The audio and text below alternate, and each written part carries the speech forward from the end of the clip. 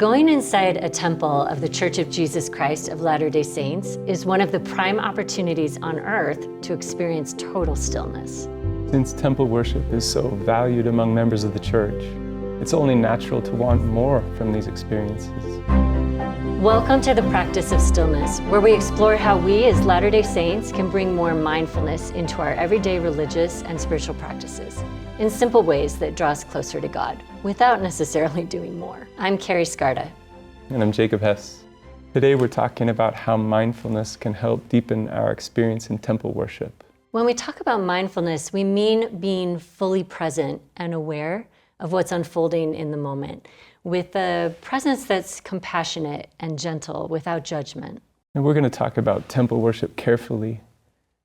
But even among the many who love temple worship, it can sometimes feel a little empty or flat for whatever reason. For any of us, it's easy to live out of a doing mode of mind, even in our spiritual life. I need to read my chapter, I need to get my prayer done, do a session, do a baptism, do family home evening, do dinner.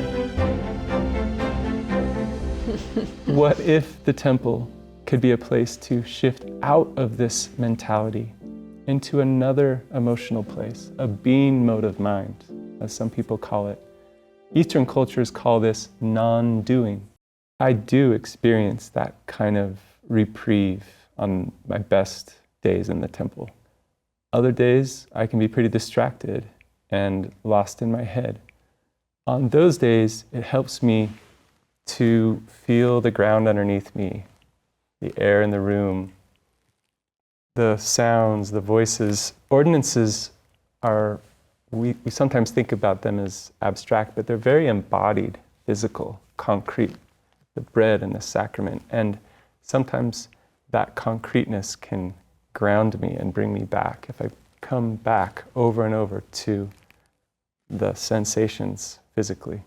The temple is such a refuge of stillness and a grounding space.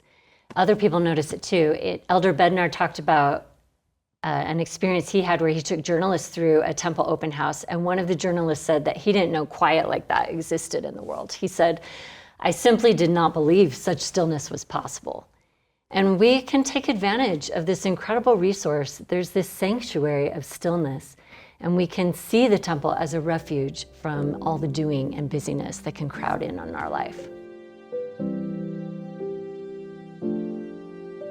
Most of us have noticed how movies on the big screen have becoming more and more hyper-stimulating, so intense that it kind of leaves us in a state of shock sometimes as it tries to get more stimulation to us. I've been noticing how interesting it is that the changes in the temple seem to be going in just the opposite direction. Softer music, less visual stimulation, less words, more space between them. And for me, it's led to an experience where it's easier to just try to hear him. I've noticed too that when I go to the temple and I push out all of that busyness and noise, and it's quiet, sometimes what emerges for me is my own internal noise and the internal busyness within me. And I've learned to bring compassion to that as well, that I can observe my own anxiety or my own stirred upness when I'm in the temple with gentleness and without judgment. I like that word, stirred upness. It's true. When you quiet things down outside, the inside stuff can be noisier, which is why some people want a lot of distraction. So there's a kind of courage to doing what you're describing. Again, like we described with prayer, being with reality.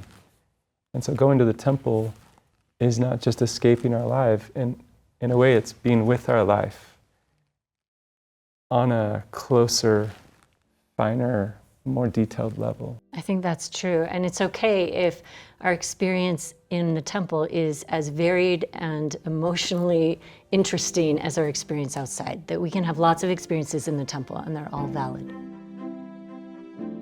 So the next time you're sitting in the temple parking lot and you're looking up at the temple and you find yourself just deeply sighing, Lean into that with some curiosity about what that sigh is about, and be gentle and compassionate with yourself as you enter the temple and open yourself to the experiences that you may have there.